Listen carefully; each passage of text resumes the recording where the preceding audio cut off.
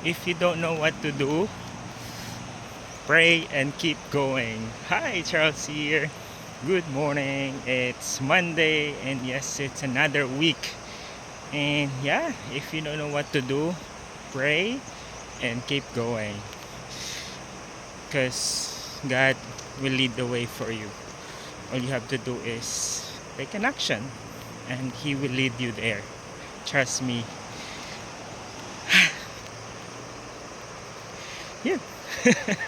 Yun lang gusto ko sabihin.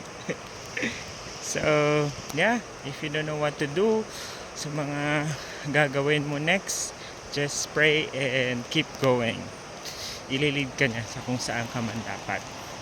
Just continue to trust and believe in Him. At the right time, makakamit mo rin yan. Matatagpuan mo rin yan. Makukuha mo rin yan. Mapupunta ka rin kung saan ka dapat. So, yun lang. Ingat po tayo. Annyeong. God bless. Mwah mwah.